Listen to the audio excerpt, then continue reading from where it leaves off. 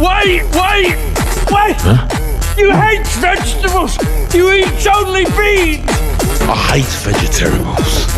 I eat only beans. Vegetables. And water. Taking this.